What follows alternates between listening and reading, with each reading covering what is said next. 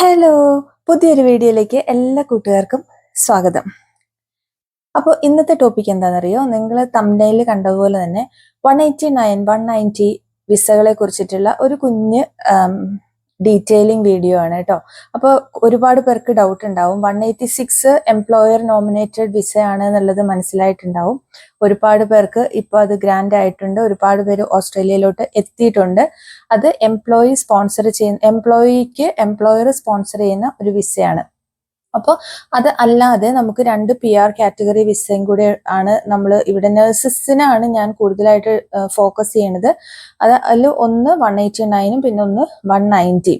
അപ്പോൾ നമുക്ക് ഈ 2 വിസകളുടെ എലിജിബിലിറ്റി ക്രൈറ്റീരിയകൾ, ഇതിന് എന്തൊക്കെ ഡോക്യുമെന്റേഷൻസ് ആണ് വേണ്ടത്, ഇതിന് എത്ര എക്സ്പെൻസ് വരും, എത്ര വെയിറ്റിംഗ് പീരീഡ് ഉണ്ട്, ഇങ്ങനെ കുറച്ച് ഡീറ്റെയിൽസ്, അതുപോലെ തന്നെ മെയിൻ ആയിട്ട് ഇതിന്റെ പോയിന്റ് സിസ്റ്റം, ഇതാണ് നമ്മൾ ഡിസ്കസ് ചെയ്യണത്. അപ്പോൾ ഈ വീഡിയോ സ്കിപ്പ് ചെയ്യാതെ മുഴുവനായിട്ട് കാണാൻ ശ്രമിക്കുക. ഇതിന്റെ ഒരു എൻഡൊക്കെ ആകുമ്പോഴത്തേക്കുമാണ് ഞാൻ PR പോയിന്റ് സിസ്റ്റത്തിനെ പറ്റിയിട്ട് ഡീറ്റെയിൽ ആയിട്ട് പറയുന്നത്.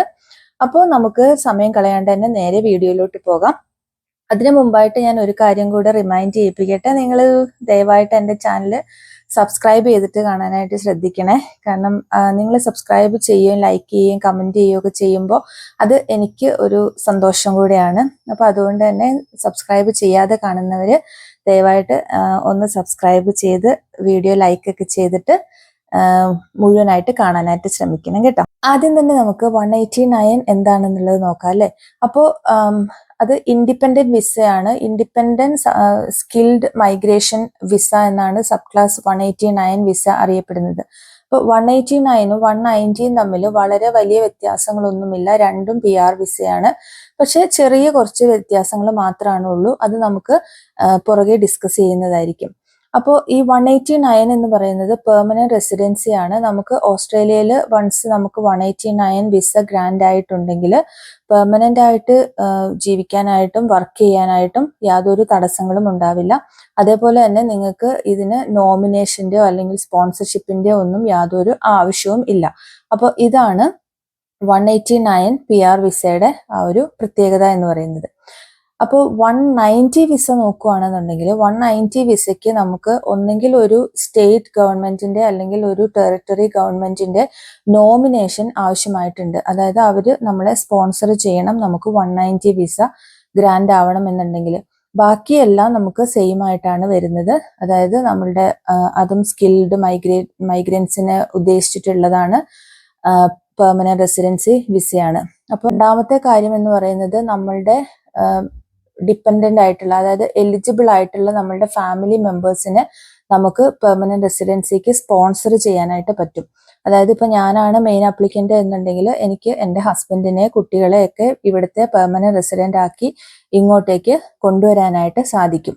പിന്നെ ഞാൻ പറയാതെ തന്നെ നിങ്ങൾക്കറിയാം, ഇത് ഓസ്ട്രേലിയൻ സിറ്റിസൺഷിപ്പിലേക്കുള്ള ഒരു ഫസ്റ്റ് സ്റ്റെപ്പും കൂടിയാണ്. അതായത് 5 വർഷത്തിന് ശേഷം നമുക്ക് ഓസ്ട്രേലിയൻ സിറ്റിസൺഷിപ്പിന് അപ്ലൈ ചെയ്യാനുള്ള എലിജിബിലിറ്റി കിട്ടും നമ്മൾ 189 വരുവാണെന്നുണ്ടെങ്കിൽ. പേര് സൂചിപ്പിക്കുന്നത് പോലെ തന്നെ ഇത് ഇൻഡിപെൻഡന്റ് സ്കിൽഡ് മൈഗ്രേഷൻ വിസയാണ്. അപ്പം ഓസ്ട്രേലിയൻ ഇമിഗ്രേഷന്റെ വെബ്സൈറ്റിൽ പോയിട്ട് നമുക്ക് നമ്മളുടെ ഒക്യുപ്പേഷൻ ഈ ഒരു സ്കിൽഡ് ഒക്യുപ്പേഷൻ ലിസ്റ്റിൽ ഉള്ളതാണോ എന്നുള്ളത് ആദ്യം തന്നെ ചെക്ക് ചെയ്യണം. അപ്പൊ നമ്മൾ ഈ ഒരു വിസയ്ക്ക് എലിജിബിൾ ആവണം എന്നുണ്ടെങ്കിൽ നമ്മളുടെ ഒക്യുപ്പേഷൻ ഈ ഒരു ലിസ്റ്റിൽ ഇൻക്ലൂഡഡ് ആയിരിക്കണം. അതാണ് ഒന്നാമത്തെ ക്രൈറ്റീരിയ. രണ്ടാമത്തേത് എന്ന് പറയുന്നത് നമ്മൾ ഓസ്ട്രേലിയൻ ഗവൺമെന്റ് അപ്രൂവ് ചെയ്തിട്ടുള്ള ലാംഗ്വേജ് ടെസ്റ്റ് പാസ്സായിട്ടുണ്ടാവണം. അവർക്ക് ആവശ്യമായിട്ടുള്ള ആ ഒരു സ്കോറ് നമ്മൾക്ക് ഉണ്ടായിരിക്കണം. അതാണ് രണ്ടാമത്തെ ക്രൈറ്റീരിയ എന്ന് പറയുന്നത്. മൂന്നാമത്തേത് നിങ്ങളുടെ കറണ്ട് ഒക്യുപ്പേഷൻ ഏതാണോ അതിലെ സ്കിൽ അസസ്മെന്റ് പാസ്സായിട്ടുണ്ടാവണം. പോസിറ്റീവ് സ്കിൽ അസസ്മെന്റ് നമ്മൾക്ക് ഉണ്ടായിരിക്കണം നമ്മൾ എക്സ്പ്രഷൻ ഓഫ് ഇൻട്രസ്റ്റ് വെക്കുന്ന സമയത്ത്.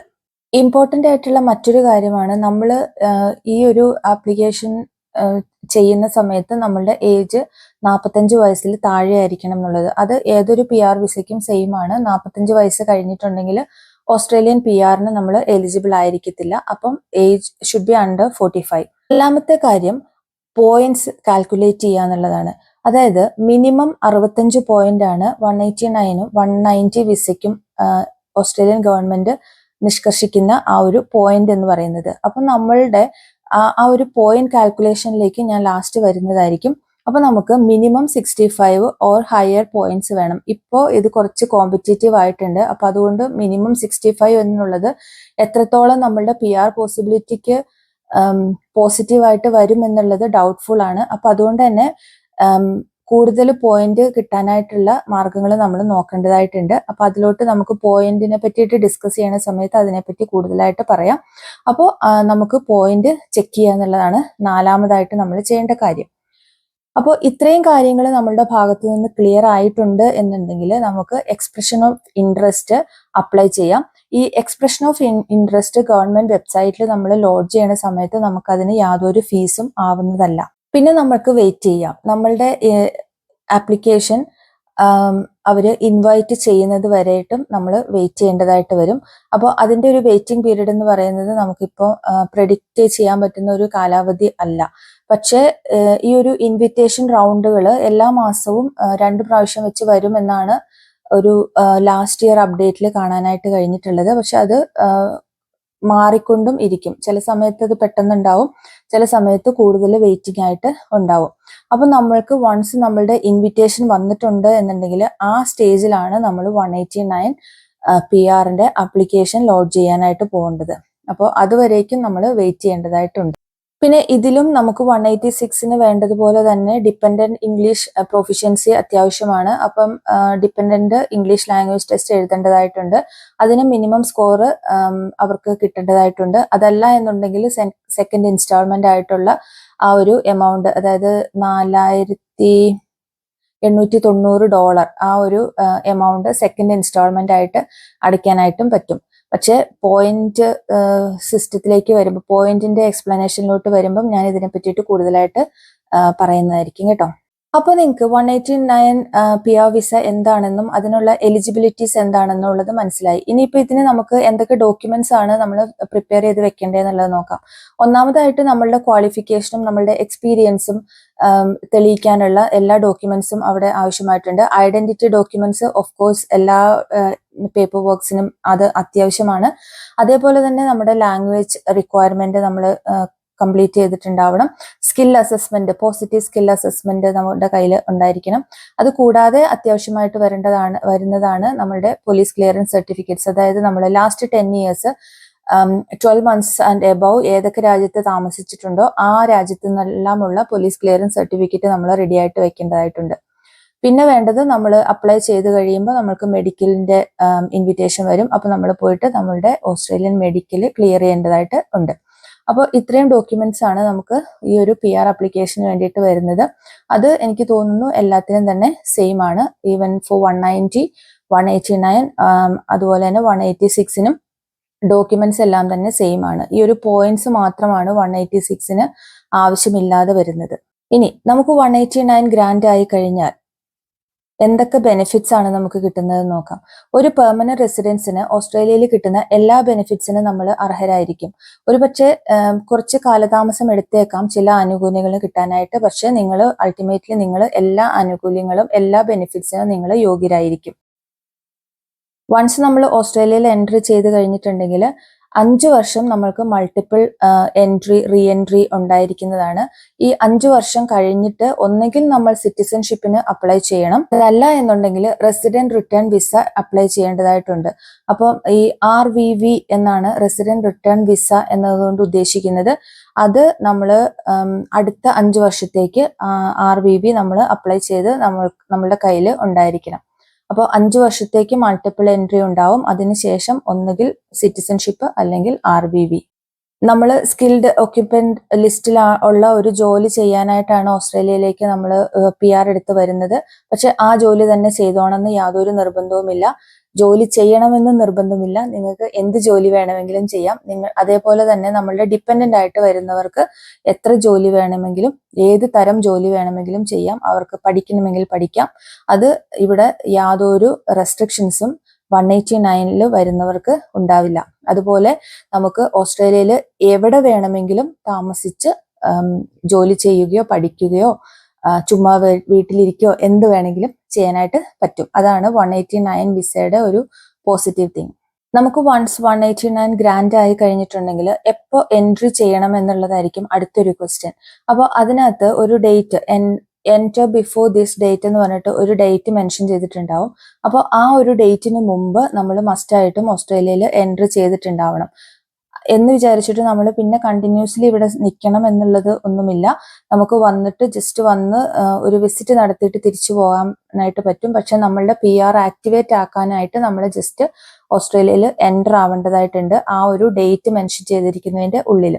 പിന്നെ വരാവുന്ന ഒരു ക്വസ്റ്റ്യൻ ആണ്, നമ്മൾ ഫാമിലി മൊത്തത്തിൽ ഇപ്പം ഒരു 5 മെമ്പേഴ്സ് ഉള്ള ഒരു ഫാമിലി ആണെങ്കിൽ ഈ 5 പേരും ഒരേപോലെ ഒരേ സമയത്ത് വരണോ എന്നുള്ളത്. അതിന്റെ യാതൊരു ആവശ്യവുമില്ല. ഇപ്പം മെയിൻ അപ്ലിക്കന്റ് വന്ന് ഇവിടെ ജോലി കണ്ടുപിടിച്ച്, കാരണം നമ്മൾ 189 വരുമ്പോൾ നമുക്ക് ജോലി ഉണ്ടാവാൻ ചാൻസ് കുറവാണ്. ഇപ്പൊ നഴ്സസിനെ സംബന്ധിച്ചിട്ട് ജോലി കിട്ടാൻ ബുദ്ധിമുട്ടുണ്ടാവില്ലായിരിക്കും. പക്ഷെ മറ്റ് പ്രൊഫഷനിൽ വരുന്നവർക്ക് ഒരുപക്ഷെ ജോലി ഇവിടെ വന്നു കഴിഞ്ഞ് കണ്ടുപിടിക്കേണ്ടതായിട്ടുണ്ടാവും. അപ്പോൾ അങ്ങനെ വരുമ്പോൾ മെയിൻ അപ്ലിക്കന്റ് വന്ന് ജോലി കണ്ടുപിടിച്ച് എല്ലാം സെറ്റ് ആക്കിയിട്ട് പോയി ഫാമിലിനെ കൊണ്ടുവരാനുള്ള ആ ഒരു സാവകാശം കിട്ടും. അപ്പോൾ എല്ലാ മെമ്പേഴ്സും ഒരുമിച്ച് എൻ്റർ ആവണം എന്നുള്ള യാതൊരു നിബന്ധനയും ഇതിനകത്ത് ഇല്ല. പിന്നെ ഒറ്റ കണ്ടീഷനാണ്, അത് വളരെ ഇമ്പോർട്ടൻ്റ് ആണ്. നിങ്ങൾ വൺസ് EOI ഇട്ട് നിങ്ങളുടെ വിസ ലോഡ്ജ് ചെയ്യണ സമയം തൊട്ട്, കാരണം അതിൽ പോയിന്റിനകത്ത് വരുന്നൊരു കാര്യമാണ് നിങ്ങൾ സിംഗിൾ ആണോ മാരീഡ് ആണോ എന്നുള്ളത്. അപ്പൊ നമ്മൾ ഇത് അപ്ലൈ ചെയ്യുന്ന സമയത്ത് ഒരുപക്ഷെ നമ്മൾ സിംഗിൾ ആയിരുന്നെങ്കിൽ ഓസ്ട്രേലിയയിൽ എൻ്റർ ചെയ്യുന്നവരെ നമ്മൾക്ക് മാരേജോ അല്ലെങ്കിൽ അതുപോലെയുള്ള റിലേഷൻഷിപ്പോ ഉണ്ടാവാനായിട്ട് പാടില്ല. അഥവാ അങ്ങനെ ഉണ്ടെന്നുണ്ടെങ്കിൽ നമ്മൾ ഹോം ഓഫീസിനെ ആ ഒരു കാര്യം അറിയിക്കേണ്ടതായിട്ടുണ്ട്. അപ്പോൾ നിങ്ങളുടെ പോയിന്റ് സ്റ്റാറ്റസ് മാറുന്നതായിരിക്കും. അപ്പോൾ ഇത് ഈ 189ന്റെ ഒരു ഇമ്പോർട്ടൻ്റ് ആയിട്ടുള്ള ഒരു കണ്ടീഷനാണ്. ഈ ഒരു നമ്മൾ ഓസ്ട്രേലിയയിൽ എൻ്റർ ചെയ്യുന്നവരെ മാരേജ് ഓർ അതർ റിലേഷൻഷിപ്പ് നമുക്ക് പാടില്ല എന്നുള്ളത്. അപ്പോൾ നമ്മൾ സിംഗിൾ ആണെന്നുണ്ടെങ്കിൽ സിംഗിൾ ആയിട്ട് തന്നെ ഓസ്ട്രേലിയയിൽ എൻ്റർ ആവേണ്ടതായിട്ടുണ്ട്. അതൊരു ഇമ്പോർട്ടൻ്റ് ആയിട്ടുള്ള കാര്യമാണ്. ഇനി നമുക്ക് ഇതിന്റെ കോസ്റ്റ് നോക്കാം. മെയിൻ അപ്ലിക്കന്റിന് വരുന്ന കോസ്റ്റ് $4,665 ആണ്. അഡീഷണൽ അപ്ലിക്കന്റ്, അതായത് 18 years ആൻഡ് എബവ്, നമ്മുടെ ഡിപ്പെൻഡൻസ്, നമ്മുടെ പാർട്ട്ണർ ആയിരിക്കും മെയിൻ ആയിട്ട് ആ ഒരു അഡൾട്ട് കാറ്റഗറിയിൽ വരുന്നത്. അവർക്ക് വരുന്നത് $2,385. പിന്നെ ലെസ് ദാൻ 18 years ഉള്ള ഓരോ അപ്ലിക്കന്റിനും വരുന്നത് $1,195. ഇതാണ് ഇതിന്റെ ടോട്ടൽ എക്സ്പെൻസ് വരുന്നത്. പിന്നെ നമുക്ക് ഡിപ്പെൻഡന്റ് ലാംഗ്വേജ് പ്രൊഫഷൻസി തെളിയിക്കാൻ പറ്റിയിട്ടില്ല എന്നുണ്ടെങ്കിൽ സെക്കൻഡ് ഇൻസ്റ്റാൾമെന്റ് ആയിട്ട് ആ ഒരു 4,000 പ്ലസ് ആ ഒരു എമൗണ്ടും കൂടെ നമ്മൾ അടയ്ക്കേണ്ടതായിട്ട് വരും. പിന്നെ വരുന്നത് നമ്മളുടെ മെഡിക്കലിന് വരുന്ന എക്സ്പെൻസ്. അപ്പം ഇത്രയുമാണ് ഇതിന്റെ ഒരു കോസ്റ്റ് എന്ന് പറയുന്നത്. പിന്നെ ചോദിക്കാൻ ചാൻസ് ഉള്ള ഒരു ക്വസ്റ്റ്യൻ ആണ് ഇതിന്റെ വെയിറ്റിംഗ് പീരീഡ്. വെയിറ്റിംഗ് പീരീഡ് ഇപ്പോൾ 189 കറന്റ് പറയുന്നത് 2 to 7 months ആണ്. പക്ഷെ അത് വേരി ചെയ്യാം. ചിലവർക്ക് പെട്ടെന്ന് കിട്ടാം, ചിലർക്ക് ഒരുപാട് ലേറ്റ് ആയിട്ട് വരാം. ഇൻവിറ്റേഷൻ കിട്ടാനായിട്ടുള്ള വെയിറ്റിംഗ് പീരീഡ് എത്രയാന്നുള്ളത് ഒരു കറക്റ്റ് ദിവസങ്ങൾ പറയുക എന്നുള്ളത് ഇമ്പോസിബിൾ ആണ്. അപ്പോൾ ഒരു minimum waiting period 5 to 6 months എന്ന് തന്നെ പറയാം. നമ്മൾ വിസ ലോഡ് ചെയ്തിട്ട് നമുക്ക് ഗ്രാൻഡ് ആവാനുള്ള ആ ഒരു വെയിറ്റിംഗ് പീരീഡ് എന്ന് പറയുന്നത്. 189ന്റെ കാര്യങ്ങൾ ക്ലിയർ ആയി എന്ന് വിശ്വസിക്കുന്നു. അപ്പൊ നമുക്ക് 190 എന്താണ് വ്യത്യാസം എന്നുള്ളത് നോക്കാം. 190 ഞാൻ പറഞ്ഞ പോലെ നമുക്കൊരു സ്റ്റേറ്റ് അല്ലെങ്കിൽ ഒരു ടെറിട്ടറി നോമിനേഷൻ ഉണ്ടെങ്കിലാണ് വിസ അപ്ലൈ ചെയ്യാനായിട്ട് പറ്റുന്നത്. അപ്പം ബാക്കി കാര്യങ്ങൾ, നിബന്ധനകൾ, കാര്യങ്ങളെല്ലാം ഒരേപോലെയാണ്. പോയിന്റ്സും സെയിം തന്നെയാണ്. മിനിമം 65 ആണ് എലിജിബിലിറ്റി. ബാക്കി ക്രൈറ്റീരിയാസ് എല്ലാം സെയിം ആയിട്ടാണ് വരുന്നത്. ഇതിന്റെ വ്യത്യാസം വരുന്നത് നമ്മൾക്കൊരു സ്പോൺസർഷിപ്പ് വേണം എന്നുള്ളതാണ് മെയിൻ ആയിട്ടുള്ള ആ ഒരു വ്യത്യാസം. പിന്നെ വരുന്ന വ്യത്യാസം, നമ്മൾ 190 വന്നിട്ടുണ്ടെങ്കിൽ 5 വർഷത്തിൽ മിനിമം 2 years ഏത് സ്റ്റേറ്റ് ആണോ നമ്മളെ നോമിനേറ്റ് ചെയ്യുന്നത് ആ ഒരു സ്റ്റേറ്റിൽ തന്നെ ജീവിക്കേണ്ടതായിട്ടുണ്ട്. അതായത് പഠിക്കുവാണെങ്കിലും വർക്ക് ചെയ്യുവാണെങ്കിലും ആ ഒരു സ്റ്റേറ്റിൽ തന്നെ. ഫോർ എക്സാമ്പിൾ ഇപ്പൊ നമ്മൾ വിക്ടോറിയയിലാണ് വരുന്നത്, വിക്ടോറിയയുടെ 190 ഇൻവിറ്റേഷനിലാണ് വരുന്നത് എന്നുണ്ടെങ്കിൽ 2 വർഷം മസ്റ്റായിട്ടും, 5 വർഷത്തിൽ 2 വർഷം മസ്റ്റായിട്ടും വിക്ടോറിയയിൽ തന്നെ നിൽക്കണം. അത് കഴിഞ്ഞിട്ട് നമുക്ക് വേറെ എങ്ങോട്ടെങ്കിലും മൂവ് ചെയ്യാം. നേരെ മറിച്ച് 189 ആ ഒരു റെസ്ട്രിക്ഷൻ ഇല്ല. വേറൊരു മെയിൻ വ്യത്യാസം എന്ന് പറയുന്നത് ഇതിന്റെ വെയിറ്റിംഗ് പീരീഡ് ആണ്. 190 വിസയുടെ വെയിറ്റിംഗ് പീരീഡ് കുറച്ചും കൂടെ കൂടുതലാണ്. അതായത് 15 to 18 months minimum waiting period ആണ് പറയുന്നത്. ചിലപ്പോൾ അതിൽ കൂടാം. വീണ്ടും ഒരു വ്യത്യാസം എന്ന് പറയാനായിട്ടുള്ളത്, നമ്മൾ വൺസ് അതായത് അതിൽ പറഞ്ഞേക്കുന്ന ഡേറ്റിനുള്ളിൽ നമ്മൾ എൻറ്റർ ചെയ്യണം. എൻറ്റർ ചെയ്ത് കഴിയുമ്പോൾ നമ്മൾ ഇവിടെ എൻറ്റർ ആയി എന്നുള്ളത് അതായത് സ്റ്റേറ്റ് ഗവൺമെന്റിനെ അറിയിക്കേണ്ടതായിട്ട് ഉണ്ട്. അറിയിച്ച് അത് അവിടെ റെക്കോർഡിൽ ആക്കേണ്ടതായിട്ട് ഉണ്ട്. ബാക്കി കാര്യങ്ങളെല്ലാം തന്നെ ഓൾമോസ്റ്റ് സിമിലർ ആണ്. അതിനകത്ത് കൂടുതൽ വ്യത്യാസങ്ങളൊന്നുമില്ല. അപ്പൊ ഇനി നമുക്ക് ഇതിന്റെ പോയിന്റ് സിസ്റ്റത്തിലേക്ക് പോകാം. ഈ പോയിന്റ് സിസ്റ്റം എക്സ്പ്ലെയിൻ ചെയ്യണമെങ്കിൽ അത് തന്നെ ഒരുപാട് സമയം എടുക്കും. അപ്പൊ അതുകൊണ്ട് ഞാൻ എഴുതി വെച്ചിട്ടുണ്ട് കേട്ടോ. അപ്പോൾ ഒന്നാമത്തെ പോയിന്റ് വരുന്നത് നമ്മളുടെ ഏജ് തന്നെയാണ്. അപ്പൊ നമ്മളുടെ ഏജ് 18 ബട്ട് ലെസ് ദാൻ 25 ആണെന്നുണ്ടെങ്കിൽ 25 പോയിന്റ്സ്, അതാണ് മാക്സിമം പോയിന്റ്. ഏറ്റവും കുറവ് പോയിന്റ് കിട്ടുന്നത് 40 വയസ്സിന് മുകളിലേക്കുള്ള ലെസ് ദാൻ 45, അതായത് 40 to 45 ആണ് എന്നുണ്ടെങ്കിൽ 15 പോയിന്റ്സ് ആണ് കിട്ടുന്നത്. രണ്ടാമത്തെ ക്രൈറ്റീരിയ വരുന്നത്, പോയിന്റിനകത്ത് ക്രൈറ്റീരിയ വരുന്നത് ഇംഗ്ലീഷ് ലാംഗ്വേജ് ടെസ്റ്റ് ആണ്. അതിൽ സുപ്പീരിയർ ഇംഗ്ലീഷ്, പ്രൊഫിഷ്യന്റ് ഇംഗ്ലീഷ്, അതല്ലെങ്കിൽ കോമ്പിറ്റന്റ് ഇംഗ്ലീഷ്. അപ്പൊ അത് എന്താന്നുള്ളത് ഇവരുടെ വെബ്സൈറ്റിൽ പോയി കഴിഞ്ഞിട്ടുണ്ടെങ്കിൽ നമുക്ക് മനസ്സിലാക്കാനായിട്ട് പറ്റും. അപ്പൊ അതിൽ സുപ്പീരിയർ ഇംഗ്ലീഷിനാണ് ഏറ്റവും കൂടുതൽ സ്കോർ വരുന്നത്, അത് 20. ഒന്നാമത്തെ കാര്യം എന്ന് പറയുന്നത് നമ്മളുടെ സ്കിൽഡ് എക്സ്പീരിയൻസ് ആണ്. അതായത് ഇപ്പം നമ്മൾ ആസ് എ നേഴ്സ് നമ്മൾ ഓവർസീസ്, ഓസ്ട്രേലിയയുടെ പുറത്ത് നമ്മൾ വർക്ക് ചെയ്തിട്ടുള്ള ഇയേഴ്സ് ഓഫ് എക്സ്പീരിയൻസ് വെച്ചിട്ടാണ് ഈ ഒരു പോയിന്റ് വരുന്നത്. അതുകൊണ്ടാണ് ഞാൻ പറഞ്ഞിട്ടുണ്ടായിരുന്നത് ആൻമാക്കിൽ നമ്മൾ എത്രത്തോളം നമുക്ക് എക്സ്പീരിയൻസ് ഉണ്ടോ അതെല്ലാം പറ്റുവാണെന്നുണ്ടെങ്കിൽ ഇൻക്ലൂഡ് ചെയ്യാനായിട്ട്. അപ്പോൾ ലെസ് ദാൻ 3 years ആണ് എന്നുണ്ടെങ്കിൽ 0 പോയിന്റ്സ് ആണ് അതിന് കിട്ടുന്നത്. അറ്റ്ലീസ്റ്റ് 3 ബട്ട് ലെസ് ദാൻ 5 ആണെങ്കിൽ 5 point. At least 5 less than 8 years ആണെന്നുണ്ടെങ്കിൽ 10 പോയിന്റ്സ് ആണ് കിട്ടുന്നത്. അറ്റ്ലീസ്റ്റ് 8 years ആണ് എന്നുണ്ടെങ്കിൽ 15 പോയിന്റ്സ് അവിടെ സ്കോർ ചെയ്യാനായിട്ട് പറ്റും. അപ്പോൾ ഈ ഒരു സ്ഥലത്ത് നിന്ന് നിങ്ങൾക്ക് മനസ്സിലായിട്ടുണ്ടാവും നമ്മുടെ ആൻമാക്കിൽ ഇയേഴ്സ് ഓഫ് എക്സ്പീരിയൻസ് ഇൻക്ലൂഡ് ചെയ്യേണ്ടതിന്റെ ആ ഒരു ഇമ്പോർട്ടൻസിനെ പറ്റിയിട്ട്. അടുത്തത് വരുന്നത് 482 വർക്ക് വിസയിൽ വന്ന് വർക്ക് ചെയ്യുന്നവർക്ക് ഇൻക്ലൂഡ് ചെയ്യാൻ പറ്റുന്ന ഒരു പോയിന്റ് ആണ്. അതായത് ഓസ്ട്രേലിയൻ സ്കിൽഡ് എംപ്ലോയ്മെന്റ്, അതായത് നമ്മൾ ഓസ്ട്രേലിയയിൽ എത്ര വർഷം വർക്ക് ചെയ്തു എന്നുള്ളതിനെ പറ്റിയിട്ടാണ്. ലെസ് ദാൻ 1 year ആണെന്നുണ്ടെങ്കിൽ 0 പോയിന്റ്സ് ആയിരിക്കും. പിന്നെ അറ്റ്ലീസ്റ്റ് 8 years ആണെങ്കിൽ 20. അപ്പൊ അതിന്റെ ഇടയിൽ, അതായത് അറ്റ്ലീസ്റ്റ് 1 ബട്ട് ലെസ് ദാൻ 3 ആണെന്നുണ്ടെങ്കിൽ 5 പോയിന്റ്സ് അവിടെ നമുക്ക് സ്കോർ ചെയ്യാനായിട്ട് പറ്റും. അപ്പൊ അതുകൊണ്ടാണ് ഞാൻ പറഞ്ഞത് നിങ്ങളുടെ ഏജ് ഓക്കെ ആണ് എന്നുണ്ടെങ്കിൽ നിങ്ങൾക്ക് പോയിന്റ്സ് സ്കോർ ചെയ്യാനായിട്ട് പറ്റും. നിങ്ങൾ 482 വിസയിൽ വന്ന് ഒരു 2 year ഇവിടെ വർക്ക് ചെയ്തതിന് ശേഷം 189 അല്ലെങ്കിൽ 190ക്ക് അപ്ലൈ ചെയ്യാനായിട്ട് നോക്കുകയാണെന്നുണ്ടെങ്കിൽ ഇവിടെ നമുക്ക് സ്കോർ ചെയ്യാനായിട്ട് പറ്റുന്നതാണ്. അടുത്തത് വരുന്നത് എഡ്യൂക്കേഷണൽ ക്വാളിഫിക്കേഷൻ ആണ്. ഞാൻ ഇതെല്ലാം ഇതിന്റെ സൈഡിൽ സ്ക്രീൻഷോട്ട് ആയിട്ട് കൊടുത്തേക്കാം കേട്ടോ. നിങ്ങൾക്ക് അതും പോസ് ചെയ്തിട്ട് ചെക്ക്ഔട്ട് ചെയ്ത് നോക്കാവുന്നതാണ്. ഏറ്റവും ഹയസ്റ്റ് പോയിന്റ് അതിന് വരുന്നത് 20 ആണ്. ഏറ്റവും കുറഞ്ഞ പോയിന്റ് വരുന്നത് 10 ആണ്. അപ്പൊ അത് നമ്മുടെ ക്വാളിഫിക്കേഷൻ. പിന്നെ സ്പെഷ്യലിസ്റ്റ് എഡ്യൂക്കേഷൻ, അതായത് ഇപ്പൊ നമ്മൾ മാസ്റ്റേഴ്സ് എന്തെങ്കിലും ചെയ്തിട്ടുണ്ട് എന്നുണ്ടെങ്കിൽ അതിന് ഒരു അഡീഷണൽ 10 പോയിന്റ്സ് സ്കോർ ചെയ്യാനായിട്ട് പറ്റും.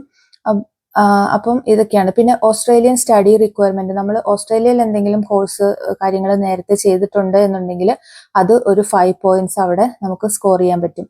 പിന്നെ വരുന്നത് പ്രൊഫഷണൽ ഇയർ ഇൻ ഓസ്ട്രേലിയ, അത് completion of A professional year in Australia അങ്ങനെ ചെയ്തിട്ടുണ്ടെന്നുണ്ടെങ്കിൽ ആ ഒരു അതിനും 5 പോയിന്റ് നമുക്ക് സ്കോർ ചെയ്യാനായിട്ട് പറ്റുന്നുണ്ട്. ഇത് വരുന്നത് നമുക്ക് നഴ്സസിന് എത്രത്തോളം അപ്ലിക്കബിൾ ആണ് എന്നുള്ളത് എനിക്ക് ഡൗട്ട് ഉണ്ട്. ക്രെഡൻഷ്യൽഡ് കമ്മ്യൂണിറ്റി ലാംഗ്വേജ് എന്ന് പറയുന്നത്, അതായത് hold a recognised qualification in a credentialed community language എന്ന് പറഞ്ഞിട്ട് അതിന് നമുക്ക് സ്കോർ 5 പോയിന്റ്സ് കിട്ടുന്നുണ്ട്. അപ്പം ഇത് നമുക്ക് നഴ്സസിന് അപ്ലിക്കബിൾ അല്ല എന്നാണ് എനിക്ക് തോന്നുന്നത്. അതേപോലെ തന്നെ സ്റ്റഡി ഇൻ റീജിയണൽ ഓസ്ട്രേലിയ, അതും 5 പോയിന്റ്സ് കിട്ടുന്നുണ്ട്. അപ്പോൾ ഓസ്ട്രേലിയൻ റീജിയണൽ ഏരിയയിൽ നമ്മൾ സ്റ്റഡി ചെയ്തിട്ടുണ്ടെങ്കിൽ 5 പോയിന്റ്സ് കിട്ടുന്നുണ്ട്. ഇതും നമുക്ക് അപ്ലിക്കബിൾ ആവുന്ന ഒരു പോയിന്റ് അല്ല. ഇതൊന്നും നമുക്ക് കിട്ടാനായിട്ടുള്ള ചാൻസ് വളരെ കുറവാണ്. പിന്നെ വരുന്ന ഇമ്പോർട്ടൻറ്റ് ഫാക്ടർ ആണ് പാർട്ട്ണർ സ്കിൽസ്. അതായത് നമ്മുടെ പാർട്ട്ണറിന് ഇംഗ്ലീഷ്, നമ്മുടെ ഏജ്, ഇംഗ്ലീഷ് സ്കിൽ ക്രൈറ്റീരിയാസ് ഒക്കെ മാനേജ് ചെയ്യാനായിട്ട് പറ്റുന്നുണ്ടെന്നുണ്ടെങ്കിൽ അവിടെ നമുക്ക് 10 പോയിന്റ് കിട്ടുന്നതായിട്ടുണ്ട്. ഇതുകൂടാതെ നമുക്ക് എക്സ്ട്രാ പോയിന്റ്സ് ആഡ് ചെയ്യാനായിട്ടുള്ള ഒരു 4 വഴികളും കൂടെ ഉണ്ട്. അതിൽ ഒന്നാമത്തെ ആണ് നമ്മൾ സിംഗിൾ ആണോ മാരീഡ് ആണോ എന്നുള്ളത്. അപ്പൊ നമ്മൾ സിംഗിൾ ആണ്, നമുക്ക് പാർട്ട്നേഴ്സ് ഇല്ല എന്നുണ്ടെങ്കിൽ നമുക്ക് 10 പോയിന്റ് എക്സ്ട്രാ ഇതിന്റെ കൂടെ ആഡ് ചെയ്യാനായിട്ട് പറ്റും. അപ്പൊ അതുകൊണ്ടാണ് അവർ ആ ഒരു ക്ലോസ് വെച്ചിട്ടുള്ളത്. നമ്മൾ വരുന്നവരെ നമ്മൾ മാരേജിലേക്കോ അല്ലെങ്കിൽ ഒരു റിലേഷൻഷിപ്പിലേക്കോ പോകാൻ പാടില്ല എന്നുള്ളത്. അഥവാ അങ്ങനെ പോവുകയാണെന്നുണ്ടെങ്കിൽ നമ്മളുടെ ഈ ഒരു 10 പോയിന്റ്സ് പോകും. നമ്മൾ ഹോം ഓഫീസിനെ ഇൻഫോം ചെയ്യേണ്ടതായിട്ട് ഉണ്ട്. അത് വളരെ ഇമ്പോർട്ടന്റ് ആണ് കേട്ടോ. അതുകൊണ്ടാണ് ഞാൻ വീണ്ടും പറഞ്ഞത്. രണ്ടാമത്തെ കാര്യം എന്ന് പറയുന്നത് ഓസ്ട്രേലിയൻ സിറ്റിസൺ ആയിട്ടുള്ള നമുക്ക് പാർട്ട്നേഴ്സ് ഉണ്ട് എന്നുണ്ടെങ്കിൽ, ഇപ്പം അങ്ങനെയാണെന്നുണ്ടെങ്കിൽ നമുക്ക് ഒരു 10 പോയിന്റ്സും കൂടെ കിട്ടും.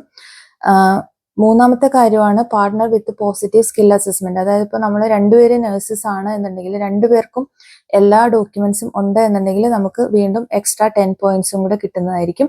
അതുപോലെ തന്നെ പാർട്ട്ണർ വിത്ത് കോമ്പിറ്റന്റ് ഇംഗ്ലീഷ് ടെസ്റ്റ്, അത് 5 പോയിന്റ്സ് കിട്ടുന്നതായിരിക്കും. അപ്പോൾ ഇത്രയാണ് ഇതിന്റെ ഒരു പോയിന്റ് എക്സ്പ്ലനേഷൻ എന്ന് പറയുന്നത്. 9189 PR വിസകളെ കുറിച്ചിട്ട് ഒരു കുഞ്ഞ് ഐഡിയ കിട്ടി എന്ന് ഞാൻ വിശ്വസിക്കട്ടെ. ഞാൻ ഇതിൽ എന്തെങ്കിലും തെറ്റായിട്ട് പറഞ്ഞിട്ടുണ്ട് എന്നുണ്ടെങ്കിൽ നിങ്ങൾ കമന്റ് വഴി തിരുത്തി തരണം. കാരണം ഞാൻ ഇതിനകത്ത് ഒരു ലീഗൽ അഡ്വൈസറോ അല്ലെങ്കിൽ അങ്ങനെയുള്ള യാതൊരു എലിജിബിലിറ്റിയും ക്വാളിറ്റിയും ഒന്നും എനിക്കില്ല. ഞാൻ റിസർച്ച് ചെയ്തിട്ടും എൻ്റെ ഫ്രണ്ട്സിൻ്റെ നിന്നും ഫാമിലീസിൻ്റെ നിന്നും ഒക്കെ കിട്ടിയ ഒരു ഇൻഫർമേഷൻ വെച്ചിട്ടൊക്കെയാണ് ഞാൻ ഈ ഒരു വീഡിയോ ചെയ്തിട്ടുള്ളത്. അപ്പോൾ തെറ്റുകൾ കാര്യങ്ങൾ ഉണ്ടാവാം. ധൈര്യമായിട്ട് നിങ്ങൾക്ക് കമൻ്റായിട്ട് തിരുത്തി തരുന്നതിന് യാതൊരു ബുദ്ധിമുട്ടും തോന്നേണ്ട ആവശ്യമില്ല. ഞാനത് ഹാപ്പിലി സ്വീകരിക്കുന്നതായിരിക്കും. അപ്പോൾ ഇതുപോലെയുള്ള ഇൻഫോർമേറ്റീവ് ആയിട്ടുള്ള വീഡിയോസ് നിങ്ങൾക്ക് ഇഷ്ടമാകുന്നുണ്ടെങ്കിൽ ചാനൽ സബ്സ്ക്രൈബ് ചെയ്യാൻ മറക്കരുത്. ഇത്രയും നേരം എന്നെ കണ്ടതിന് ഒരുപാട് നന്ദി. പോകുന്നതിന് മുമ്പ് ലൈക്കും കൂടെ അടിക്കണേ. അതുപോലെ തന്നെ ബെല്ലൈക്കൺ എനേബിൾ ചെയ്ത് വെക്കുക. നിങ്ങളുടെ ഫ്രണ്ട്സിനും ഫാമിലിക്കും ഒക്കെ ഇത് ഇഷ്ടപ്പെടും അല്ലെങ്കിൽ ഉപകാരപ്പെടും എന്ന് തോന്നുവാണെന്നുണ്ടെങ്കിൽ ഒന്ന് ഷെയർ ചെയ്തും കൂടെ കൊടുക്കണം കേട്ടോ. അപ്പോൾ അത്രേ ഉള്ളൂ. വീണ്ടും ഒരു ഇൻഫോർമേറ്റീവ് ആയിട്ടുള്ള വീഡിയോ ആയിട്ട് കാണുന്നവരേക്കും എല്ലാവർക്കും ബൈ. അപ്പോൾ ഇങ്ങോട്ടേക്ക് വരാനായിട്ട് പരിശ്രമിച്ചുകൊണ്ടിരിക്കുന്ന എല്ലാവർക്കും ഓൾ ദി ബെസ്റ്റ്. നിങ്ങളുടെ ഡ്രീമും ഒരു ദിവസം പൂവണിയും. അതിനു വേണ്ടിയിട്ട് എല്ലാവിധ ഭാവുകങ്ങളും. അപ്പോൾ വീണ്ടും കാണുന്നവരേക്കും tata, bye bye. Thank you for watching.